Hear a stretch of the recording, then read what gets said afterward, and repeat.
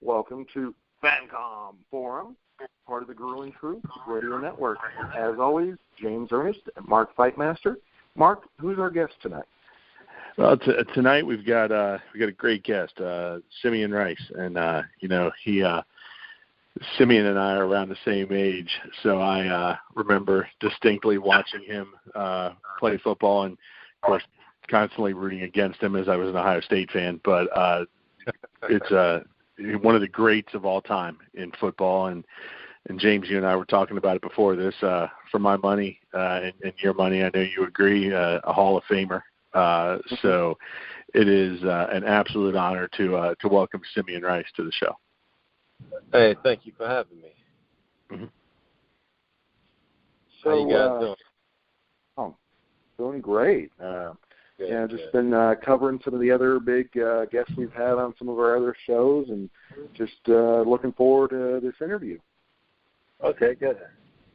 So tell us how you got started in football. Wow. I got blessed in the game by Walter Payton.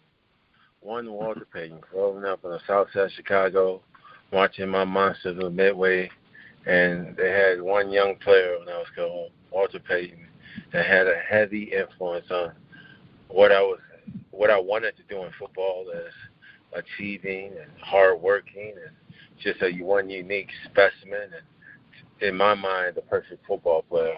I remember watching games, him just single-handedly just beat teams.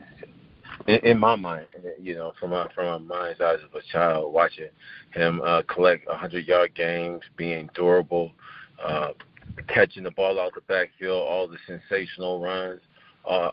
From not running out of bounds and making guys miss to flat out just trucking them.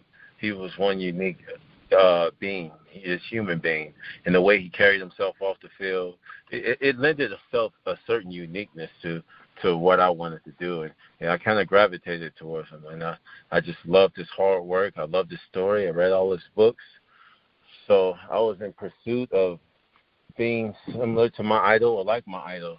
Who knew I was going to wind up on the defense side of the ball, but I started off as a running back, and I wanted to emulate the great Walter Payton. So is that what inspired your passion for the running back, to be a running back at Mount Carmel? Exactly. Growing up in Chicago, watching the Chicago Bears, again, being heavily influenced by my childhood idol, Walter Payton, it was just one of those things that, I really felt to achieve greatness and do something special was to be Walter Ness. And over Michael Jordan, over all the other greats of Chicago, growing up in Chicago, Andre Dawson and the guys like that, it was Walter Payton for me. And really, he's on my Mount Rushmore football, Mount Rushmore life. And when I look back, he was one of the guys that ushered me into the sport. I wanted to be just like him. I wanted to run the ball like him. I wanted to score touchdowns like him. The first number I ever wanted was number 34. I never going playing Pop Warner football and had to wear O'Neill's number 35 because number 34 was taken. Mm-hmm. So we can agree that probably one of the biggest injustices in football history is the fact that William Perry has a Super Bowl touchdown and Walter Payton does not. Well, it played out the way it played out. It's unfortunate. But I truly believe that narrative doesn't really surmise who he was. If you look at the journey, if you look at his career, it was much more than – they dominated the game. It didn't really make a difference. But when you look at the Chicago Bears, to me, after pop-up George Halas, it starts with Walter Payton. And then you got, Dick Butkus and guys like Gale Sayers. But again, to me, that it wasn't so much of a tragedy, the fact that they won that game and the way they won the game. And he was always a team guy. Obviously, he had his opportunities. As you're on the field, you always have an opportunity to make a play. It didn't happen. But when you look at the illustrious career, becoming an all-time leader at running back and rushing from the yards of scrimmage, and the way he did it with the class that he did it, being innovative and different, and finishing football and getting to Formula One racing and things like that, he just really moved us forward. as a people and as a sport. I mean, he was so much for. I mean, come on, he was wearing kangaroos, man. Come on, dude. Yeah, he made kangaroos cool. He made them cool. He was the rule, baby. I mean, this man was much more than just scoring a 1 yard. I mean, the fact that the refrigerator Perry could score a touchdown in that game lets you know. I mean, it wouldn't. I truly believe that did nothing. You know, I understood that narrative. It's been nice for him to run it in, but he was so much more than that. He was a supernova in that game. Mm-hmm. Very true. Yeah, it was just the whole, the question of respect and all. But I know what you mean. That his legacy is definitely greater than that by far. And the fact he did, it was the influence of. We talking about the why I played the game.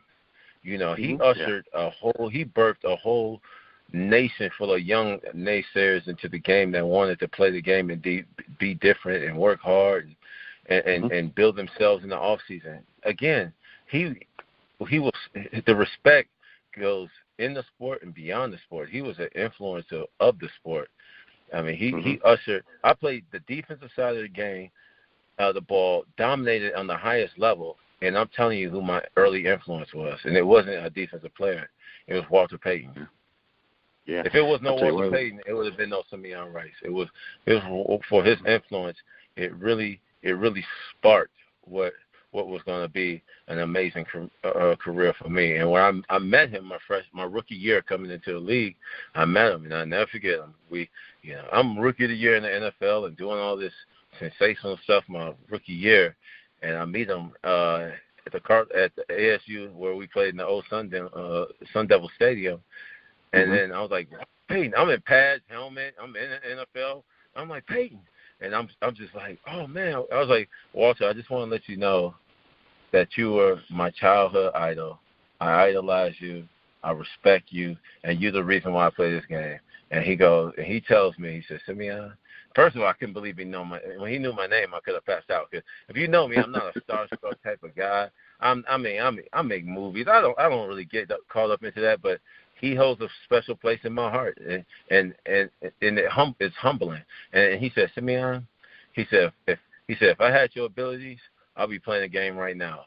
Do you know? Right before the game, I ran to the locker room, called my mother, and was like, Ma, you ain't gonna believe this. What Walter Payton told me. She was like, what? I said, he told me if he had my abilities, he'd be playing this game right now. That's how in high regard and how much respect I have for Walter Payton. Nice. I was going to say, you mentioned your mother. Obviously, both your mother and father played a big role on your work ethic and inspired that. Could you go into a little bit about that? My mom and my pops passed away just a year ago, and it was really tough for me. But they left me some nuggets, man. They left me nuggets that'll last me for my lifetime. My father told me, basically, never have to do anything. My mom always said, put God first, and whatever you do, make it reflexive of you. Put your all into it. Simeon, humble yourself to whatever you're trying to do, and you do it. And that impacting message for me was one that resonated with me, and that's one that I played with for my entire career. I mean, it was my fuel in some of the darkest moments, because it was like my mom always taught me the faith the size of a mustard seed can move a mountain, and the belief in your pure abilities. See, oftentimes, all I was really when I played was a reflection of my mother and father. I was all their teachings, and I know oftentimes I might come off brash, or some might even say to the extent cocky, but it was the fact that my father, Henry Rice, would never. I could not in my house say I can't do something. I literally couldn't say I can't. If I said I can't, my father would be like, whatever it was, he would put me to task, and I would have to do it, whatever it was. So, and I could never say I was bored, because my father always told me only stupid people get bored. So, for growing up and for what I was in football and the things that I survived on in the game was really the foundation of all the things that my mother and father taught me about about chasing a crown, becoming great, really, really going after your craft, putting your all into something, never half doing anything, being accountable, being dependable. My father taught me before, Simeon, before you black, before you anything, you're a man. And you handle yourself like that. You're a man. And you go about life that way. He taught me this early in life. He taught me certain things.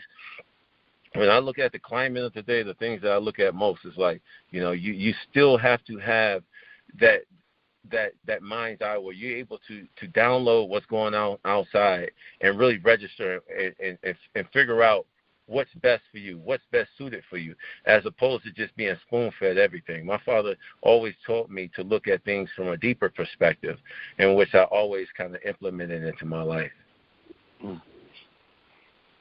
Very true. I mean, just the impact a family can have on somebody, that's great to hear that they played such an important role in your life. Thank you. So what was it like being there in Mount Carmel? Obviously, there's been a lot of success from the the high school. You, Jonathan McNabb, Antoine Walker, and the list goes on from there. So what was the atmosphere like? The atmosphere of Mount Carmel, it was a sensational atmosphere. It was an all-boys school, and it was a time for 4 years, from freshman year to senior year, where everything was men business. It was everything from being accountable to the football, in school. You play football with your head and your heart. You represent your family and your community. My father taught me the virtue. My father and my coach taught me those virtues of playing. But prior to going into college, prior to going into the pros, when you get into the NFL, they always talk about the shield, upholding the shield. When you're Mount Carmel Caravan, you have to be a young man of Mount Carmel. You have to be a young Carmelite. I wasn't a Catholic kid, but I had to uphold all those virtues. We had our prayer was before the game was, Lord, we thank you for this day. Guide us, grant us in our play. Give us strength in our hands and heart to play this fair and sportsman part. Courage, pride, and self-esteem form our Carmel Caravan team. Those are the things that I can still remember to this moment that we used to have to chant before the game. And our coach would sit us down and say, you young men, he always call us men, you're getting ready to play the game of your life. Those guys over there, they cake eaters. And there's the north side, whatever it may be. He's like, you guys, they don't think you're all about anything. They're gonna come into your house and take what's yours. You represent you represent Mount Carmel. You represent your name. You go out there and you tell them what you're about, and you won't take nothing. I mean, it was just chills to us. And we were 4-time state champions. We played the game. We were taught to respect the game early. You gave it all you got. You played it for your brothers. You represented yourself to the fullest. And he always said your body of work on the field will represent you off the field. And that basically means the way, I don't care who sees you in the stand and never seen you, the way you play this game is the way people will understand you for a lifetime after this game. So you go out there and you represent yourself in the manner in which a young Mount Carmel man would, and your family and all those things. And prior to games, here's the deep part. Prior to games, we would go into a game, and our coach would have some of the guys stand up, some of the captains stand up, someone who was going through, who just lost a father or a mother, and they would give us the game speech. And it was just rippling and chilling to hear young men. I will never forget my fresh sophomore year and junior year. I used to sit in the back of the room because I wasn't playing much, and I was kind of laughing at the speeches because I didn't understand the Mount Carmel way. And by my senior year, I was locked in. I understood because that school matured men. They say you come to Mount Carmel as a boy. If you work hard and you toil in this journey, you will leave as a man. And those words can never be more true than going to Mount Carmel High School. It was tradition. It was set in stone what you were going to be from the beginning to the end. They held you to a standard, and you had to live up to it. So even though you might not have always agreed with Coach Frank Lunte's decisions, it seems like it definitely worked out moving you to the defensive side. Yeah, And you know what? I had a coach for John Pataki. John Pataki was my position coach. But regardless of to whatever happened, Coach Potts, you know, he was like my buffer when I was in high school. And he was, even though Coach Frank would set the tone, Coach Potts, my position coach, would break it down for me. And he would sit down and say, Simeon, you're from the wrong side of the tracks. He's like, Simeon, you're going to be good. He even in my time of struggle at Mount Carmel, he would sit there and he would let me know that everything was going to work out for me and my best benefit. My Coach Pataki, on the same level, would be like, he would tell me my junior year, like, you should be starting right now. You know what I mean? So I'm having a head coach that'd be like, you're on the bench. My position coach, like, Simeon, Coach Pataki's like, if you transfer, you'll be the best football player in this state. That's what he was telling me. And when I was on a bench. So it echoed some of the things that I needed to hear, even though I was going through a struggling time. It really did. He echoed some of the things because it made me hope and believe in what I had was bringing on the field was real. And ultimately, Coach Frank was also right, and Coach Pataki was also right. It was not just Coach Frank. It was a few coaches that was really just on my side and instilling in me, you know, their foresight, and it worked out down the road.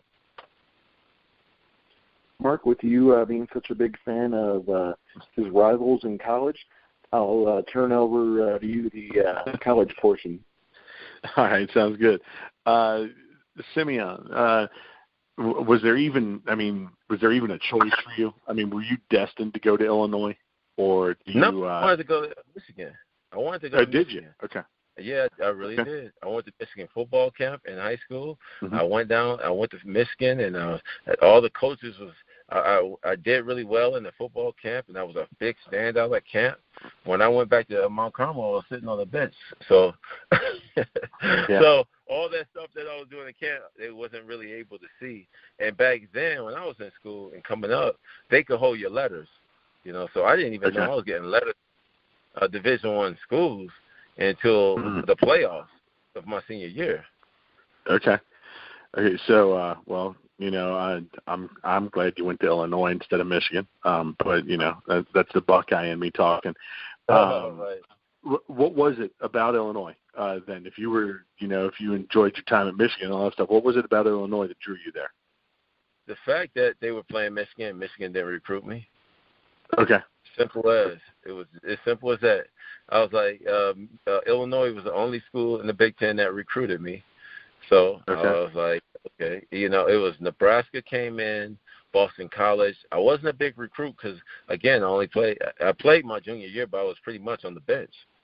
Okay. Boston College, Louisville, and I think it was some other smaller schools, but Illinois was the school. It was like they played Michigan. I understood their history in the Big Ten, and I felt like I would have had a chance to go and play against Michigan and Michigan State and Ohio State and have an impact. Mm-hmm. Yeah, I mean, because now did you contribute right away when you went to Illinois, or did you have to wait on the bench, or? No, I was rookie of the year, freshman year. Okay. I had set the rookie sack record and all that as a freshman. I came on. I was a blue chipper. Wasn't the top blue chipper, but I was. And I just came. I was the first freshman to start since 1987. And, wow, that's awesome. And I didn't even. In the crazy part, fellas, when I was playing, I'll never forget. I was ABC Player of the Week. But we played. I think I had 3 sacks against Houston, and I sacked fumbles. And I'm just 18, and I wasn't even really starting. People don't remember that. I was coming in. I was a situational playing on down players because they was like, I'm so undersized, but I had so much talent, and I was just kind of having my way. They really wanted to start me, but I would come in off the bench, but I would have the biggest impact in all the games. And really the impact I was having, you believe it or not, I had no clue I just was making plays. I didn't even understand that it was a big deal. I never forget when I was getting an ABC Player of the Game and we'd come home to play and the guys they was going crazy. Like, did you see what Simeon did? Did you see how he beat this? Did you how he ran down the quarterback? I didn't think it was a big deal. I swear to you. I just was like, I'm just out here playing football, making plays. I didn't care about a sack. I didn't care about any of that. I just wanted to I really wanted to score touchdowns still. But I was just out there just making splash plays. I was just a young 18-year-old kid chasing the ball. That was it. I'm just chasing the ball and making plays. And I wanted to make plays in the backfield. That's all I know. Yeah, it was an athlete letting his instincts take over, and in college, I mean, God, you guys had a murderer's row of linebackers. It was you, Kevin Hardy, and Dana Howard, right? Yeah, and John Holliset, yep. Oh my gosh. Yep. I mean, seriously, you guys were outstanding, and I just it amazes me that there was that much talent there, but what also impressed me, and as I was reading up on you, and I do remember this, you came back for your senior year. I did. Picked my junior year. Yeah. And your coach had some impact in that, correct? He did. It wasn't good impact, to be honest. Okay. Coach Tep really kind of he was misleading me a little bit. And, okay. And me going back to school was also tied to his position as a head coach. I didn't know all these things at the time. And it's funny that you said, because I'll never forget getting interviewed by Marvin Lewis when he was with the Ravens as a coordinator. And I came in a meeting, and he said, Simeon, I hear some good things and some bad things about you. And I said, okay. And he's like, just shoot it straight. Who's a better player, me or you or Kevin Hardy? And I said, listen, man, I'm not about to talk bad about Kevin. I'm like, Kevin's a great player. He's like, no, you outspoken? Tell me, who's a better player? I said, we both great. And I said, and I'm being honest, man. I'm not. He's like, no. I heard about you. You outspoken. They're like, tell me. He was like trying to lead me. I said, no. I'm being honest with you. I said, it's not because we boys. It's because I would tell you if I'm better, I'm gonna let you know. And he's like, well, who's better? I said, put it like to you. I'll put it like this: if you playing with a two-headed coin, if you pick Kevin as a first-round pick, you're gonna be happy. I said, you're gonna get a Pro Bowl player. I said, if you pick me, you'll get one of the best players ever of all time. Yeah. And he just started laughing. I was like, so you can't lose. If you get Kevin, you're going to get a player that's going to make Pro Bowls, that's going to do some things, and you're going to be excited. And I said, if you pick me, you'll get one of the greatest players of all time. So you make that decision. But I don't have to downgrade Kevin to prop myself up. He's a great player. And he said, well, I got some things to ask you about. I said, okay, so what are they? He said, some coaches. He said, I'm going to let you know who said it, because you're getting ready to be a pro. You need to know this. I said, okay, I'm listening. He said, Lou Tepper said that Kevin's going to be a better pro. I'm like, really? He said, yeah. He said, Coach Tepper said, you like doing things your way. He said, you're hard to coach. He said, so tell me, are these things true? I said, I can see how I'm hard to coach. He's like, oh, wow. I said, yeah, because as a coach expect greatness out of me, I expect greatness out of them. So I can understand that. And he was like, okay. I'll never forget that. He was like, okay. I was like, I'm going to tell you the truth. Like, I'm not going to hide anything. But in the same vein, then it came out that Coach Tep was the one that was spewing kind of like some hate on me. And I'm sitting here like, wow. I had no, at the time I was kind of taken back. But I'm telling you, when you're young and your swagger is out of this world, I didn't even really care, to be honest with you. I just like, whatever. I'm gonna still go out and I'm gonna do my thing. Everybody can say anything. So when you ask me, he had something to do with it. He did have a little influence, because he wasn't telling me the whole story, and his narrative was trying to get me to come back to school. So he was like, he went from. These things kind of stuck with me in a career. He went like, Simeon, you got to come back. You got to learn how to play the run better. And I'll never forget, I never even heard that at the time. I'll never forget that. And I was just like, but that gave me, I really didn't want the pressure of the NFL early. So I was like, okay, that's what I'm going to say. I'm going to run with that. So then when I ran with that, it kind of stuck. And then I was like, wait, first of all, when I get to the league, I was like, first of all, that was never a narrative. That was just something that we created to give me an excuse to come back to school. But in terms of impacting play, that's what I do. You know what I mean? I played run, pass, every player and all that. But Coach Tapp, man, Coach Tapp wasn't shooting it all straight to me, man. So I can't give him all that props because he wasn't being really straight with me. Gotcha. Yeah, it's he might have been looking out for himself. Get you back for another year and have another great defensive player for another year in college. Yeah. Pad his record a little bit. So, you were drafted 3rd overall, correct? Correct. Okay. To the Arizona Cardinals. Kevin went the pick before you, if I remember correctly. Yes, he did. He went to Jacksonville Jaguars. Yeah. So, you guys. Was there any tension between you two, or were you guys, just never. Never. Kevin, after he retired, he basically just sat there and watched me and my career and celebrated it. Me and Kevin was like, we celebrated each other, to be honest. And I came in, had an impact, was rookie of the NFL and all of that. Mm-hmm. We had to do some ESPN things together, and it was what was that? Up close with Roy Firestone. I'll never forget. Me and Kevin came on, but it was so much love. I represented him. You know what I mean? Mm-hmm. So even though he played in Jacksonville and I played with the Arizona Cardinals and I was rookie of the year, I still represented Kevin. We were boys. You know what I mean? So it was like, this is the product that we were, university, it was linebacker youth. So this is what we put out. His senior year, he won the Buckets Award. So, and I was up for the Lombardi Award. So it was one of those things like we represented ourselves, but we also represented each other. That's awesome. That's great. I have one more question for you about the pros, and I'm going to turn it back over to James. When you were with Tampa Bay, you went from Tony Dungy to John Gruden. And to me, that's like, at least on the exterior, that seems like two totally different people. It is. What was the difference between them? What was it like playing for both of those guys? They were both great guys to play for, to be honest with you.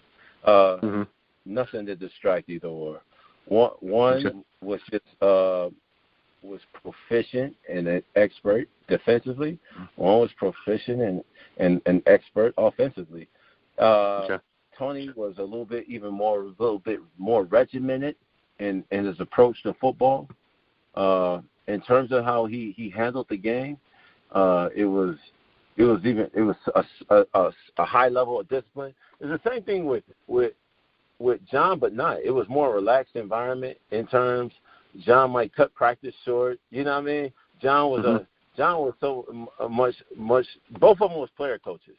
Let me say that. Both of them was player coaches, but one was a little bit more liberal at the way his approach to the game. Okay. Yeah. It just always looking for me. They were both great. I would say the fact that Tony was so much regimented. Tony was so much more on point in terms of like punctuality, time. Tony was he ran it like a true professional.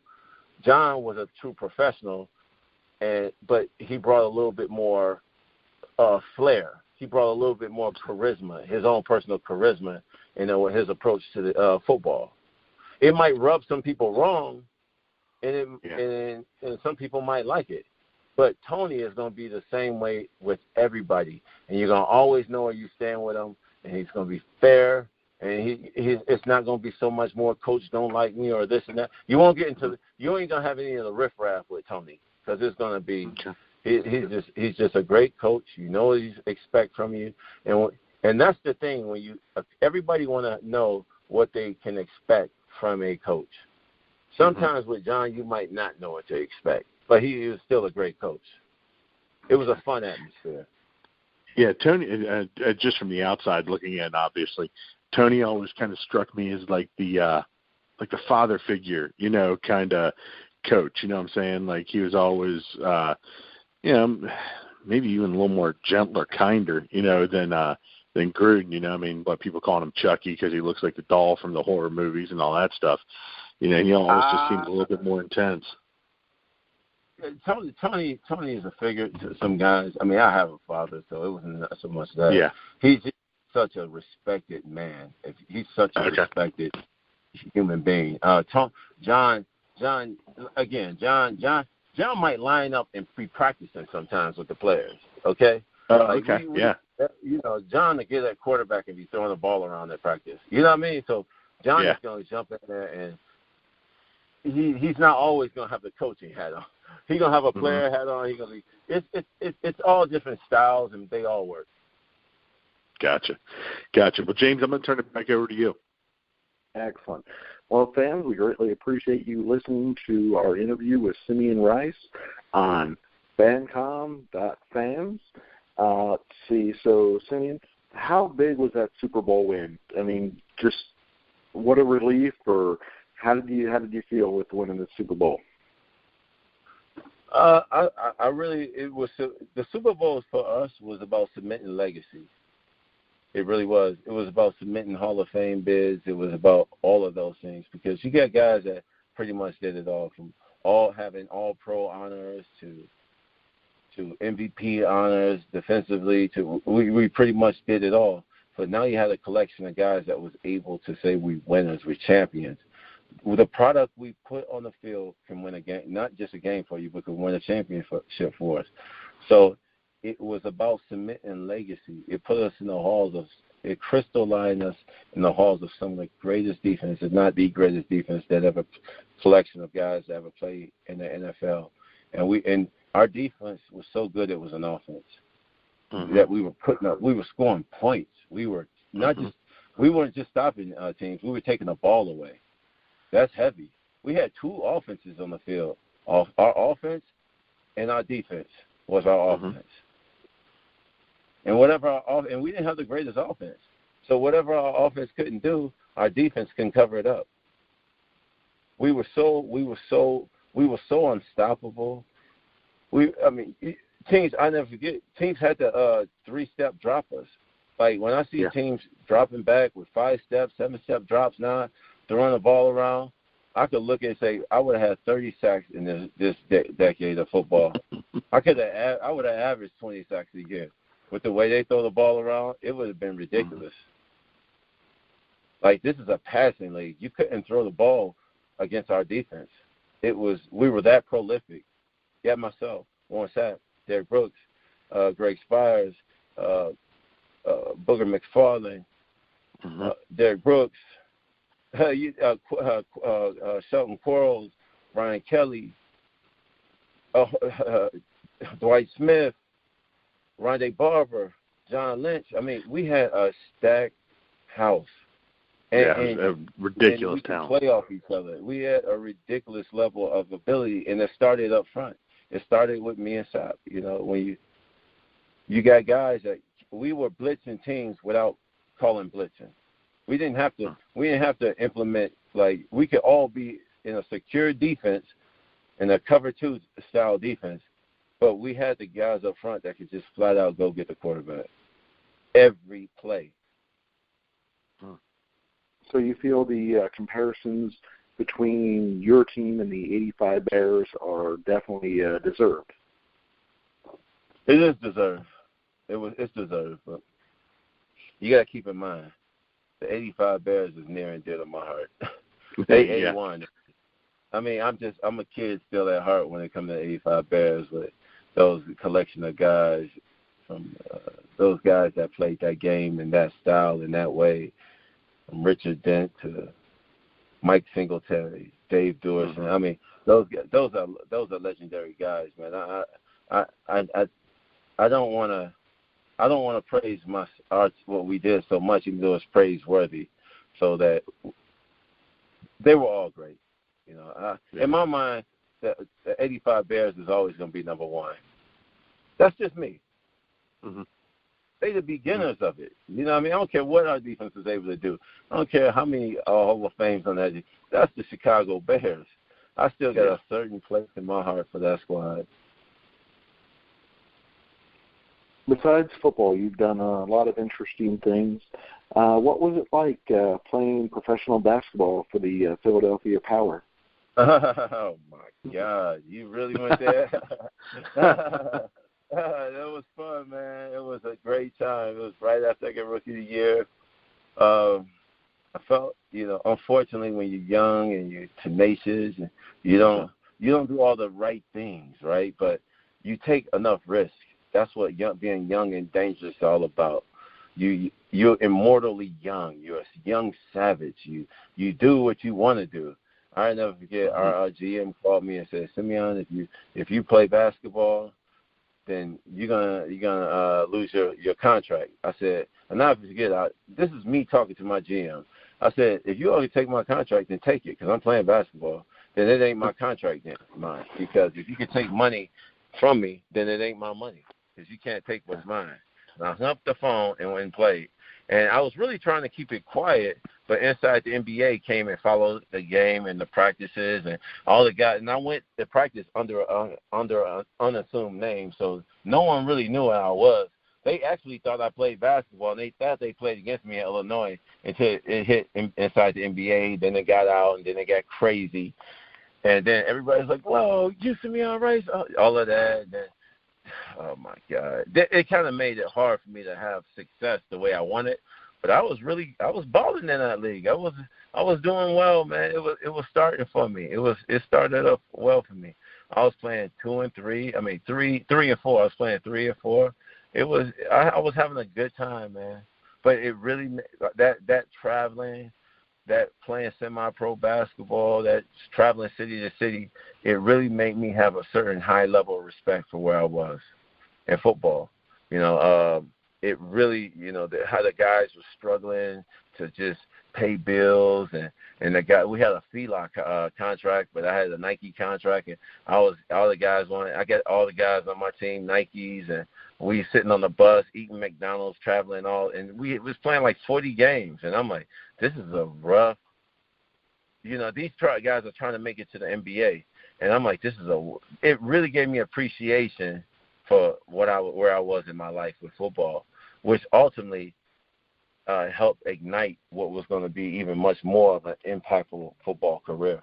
But I came back and had the worst year because I separated my shoulder. It was so hard on me in the off season playing basketball, traveling city to city, and I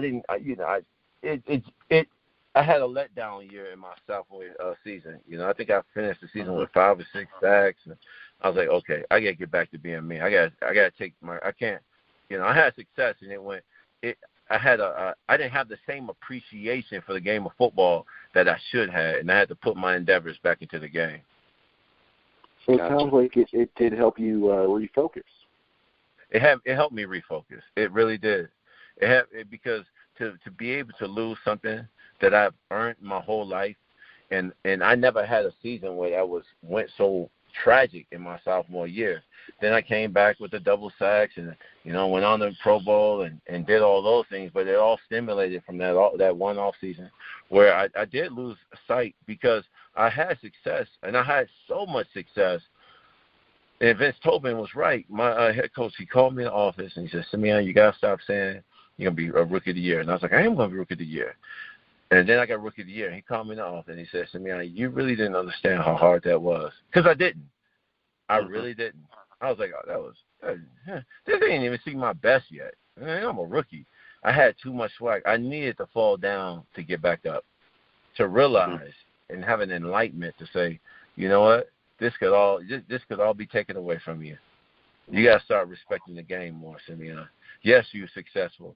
And me, Joe Green was my coach. He said, "Simeon, once you show you're good, you got to be great. Once you can never, once you show who you are in this league, you can never go back into obscurity.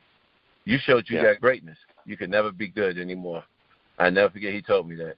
And then after that humbling moment, that humbling season, all I was thinking about was the off season, like working. It reignited me, and that fire let blaze, and it led to ultimately winning a Super Bowl and all those other good things in my career. Outside of football, other things it seems that you've gotten into, being a hip-hop mogul and being a director. So tell us about being hip-hop mogul. well, let's not say mogul. That was a failed experiment, man. Come on, but you know what? That's what life's about. Life is about trying different things. Life is about taking risks. I truly believe most people live in fear of everything. People ultimately do what they secure with, what they feel safe with.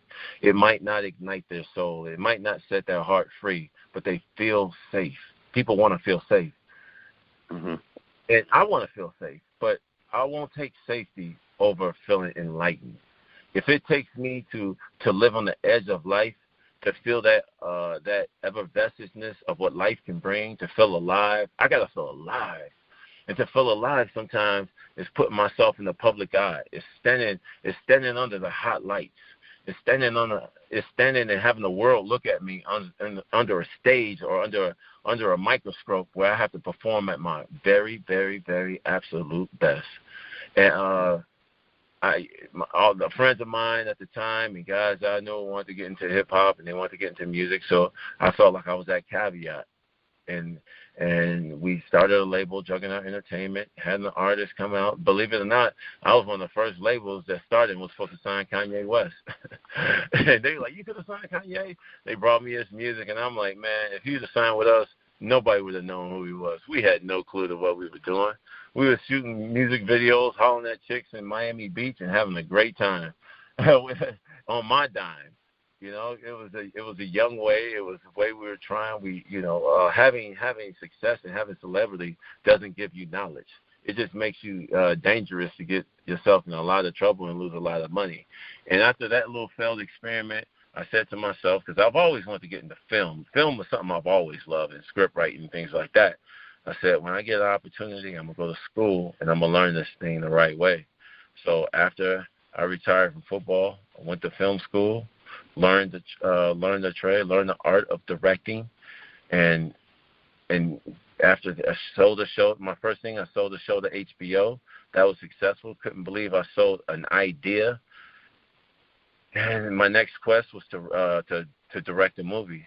So wrote a story that called Full Tilt. Wrote Full Tilt. Was shopping it at some film companies. Had it at Relativity. They were reading it through. Had the readers reading it. They was liking it. Kept giving me. They didn't pass on it. They kept having me do rewrites. And I'm like, this is a good movie. I said, how about if I shoot a film and show you all could direct a film? Because I had all the stuff that I went to film school. I wanted to be legit. I wanted them to take me serious. So from there, I said, you know what? I'm going to shoot this. I'm going to shoot my own movie. I did that. Found some investors. Shot Unsullied. It was a story of it's a story about a young lady that has to overcome these great odds. The film's out now. It's on Stars. It was in theaters all over, and it was the first project I did, and I never forget. I went out and shopping the film all in Hollywood. It was a great script, but they said it can't be done in the fashion in which I want to do it. I said it will be done and it will be in theaters. They say there's no way. To go to theaters strategically, it's going to be a problem. It's going to be all these loopholes, and you're not going to be able to fulfill all these duties.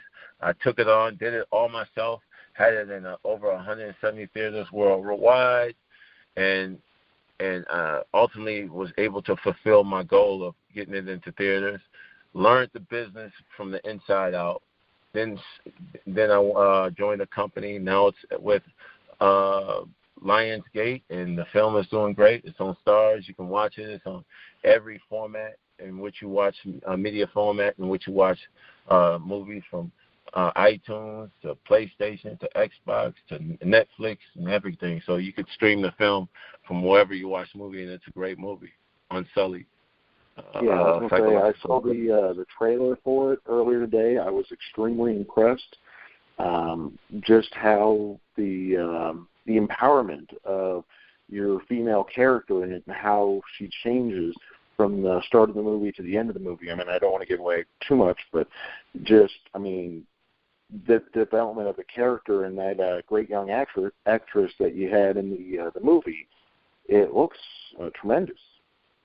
Yes, I wanted to write a story where we have a woman has the young lady that had to overcome great odds, and she had to figure it out herself, and have her as a lead as a hero character. I don't feel like there's a lot of filming representatives on that, and she did just wonderful in that movie, and now her career is really just kind of taken off. She's like the lead in a few movies she got coming out now, and her career is blowing up, and it's just, I'm so proud of her.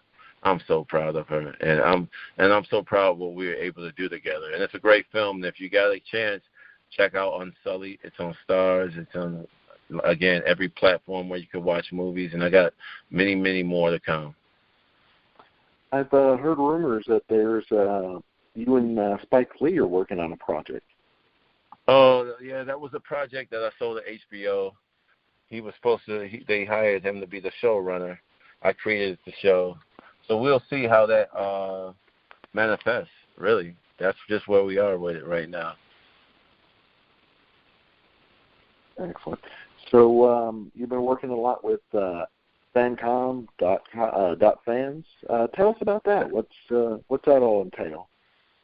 That's a new media platform where fans of the sport can talk to the star of the sport and engage in them with healthy dialogue and healthy conversation about sports or anything and everything you want to talk about.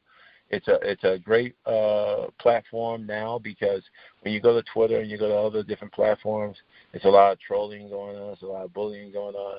And Fancom.fans, they're able to narrate these conversations to be a healthy conversation of sports or whatever you want to talk about, without having to be trolled, without having to have like excessive cuss words and things like that.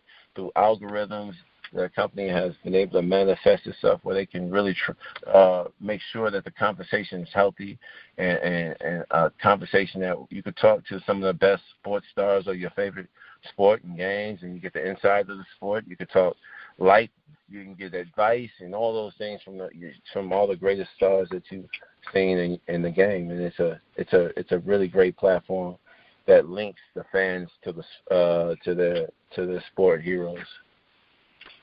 Yeah, that was the thing that really impressed me about it. I mean, like you said, it's such a safe spot for fans and the athletes, because, like you said, in other forums and platforms, you have to worry about there are some jerks out there, unfortunately. But with Fancom.fans, I mean, you only get the best. And speaking about the best, I mean, the players, the roster of talent that you guys have. I mean, Hall of Famers and Pro Bowlers and just some of the greats in the game. Oh, gosh. And, hey, you just signed another one, it looks like, Greg Spires. And I didn't even know Greg was on there with y'all, so that's amazing. Yeah. It's a really great platform for athletes to be connected with a fan base, to talk everything sports. And, again, it not only sports but life. And you look at a lot of these platforms, you go on them and you can't really get the pulse of the individual. You can't have healthy dialogue. Well, Fancom.fans welcome healthy dialogues between the sportsmen and the fans. Excellent. So, in a healthy way. How do they sign up for it? So you go to Fancom.fans and you sign up and register, and you're on and popping, and you go check out some of the stars or former stars of the game and start dialoguing. Nice. Mark, you got any questions? No, you know what, James? I'm tapped out. I do want to just, before we go, I want to thank Simeon for his time. It really is. I know I said this at the beginning, but it's an honor to talk to him, to catch up with him, hear what he's doing and everything, and also talk to him about his football career. It's been great. And Simeon, I'm rooting for you as you go on. And man, again, in my eyes, and I know in James's eyes, you are definitely a Hall of Famer. So I want to thank you for your time. Thanks a lot, fellas. Yeah, we, as always, we like learning more about Fancom.fans and, learning about your career, and definitely wanting to check out that movie Unsullied. Yep, Unsullied. Unsullied. So definitely, like you said, on so many platforms, it's out there and available. So fans definitely need to check that out. And, what social media besides Fancom can fans learn about your movies or learn about your music? Oh, you could go to Simeon_Rice. You can go to my Twitter page, Simeon Rice Simeon_Rice on Twitter, certified page, and all of that. Reach out and tell me what you think about things. I got a lot of things going on. I just did a connection with Sneaky Big Studios in Scottsdale, and we're gonna be doing some really, really cool stuff. So you'll be hearing about that really soon. TV shows and all that. It looks like it's gonna really. Yeah, definitely. We, as you come up with all that great new stuff, feel free to give us a call back. We, always love to have you on the show again in the future and to help promote or spread the good word about any of the events you got going on. Thank you. Welcome. Thank you. So for Fancom.fans, we'd like to thank Simeon Rice for being on the show. Again, thanks. Thanks for having me. Welcome. Thank you. So, that went pretty well. Yeah, it was awesome. It's great to talk to Simeon. Excellent. Yeah, I mean, it's amazing all the stuff he's gotten into post-career, because I know sometimes with athletes, they're worried about getting pigeonholed or, after football they don't really, feel that they have, as much to give to the community. But, it sounds like he's definitely invested in his future and has done some great things. Like, seriously, the trailer for that movie, the Unsullied, looks great. It really does. I mean, I'm not just saying that. I actually am going to try to find one of those formats that had that movie on there and get to watch that in the next day or two. Awesome. Cool, man. Well, good work. Excellent. So for the Grueling Truth Radio Network, definitely check in weekly because we're going to be working with Fancom.fans and, having all kinds of legends from the game of football on our show.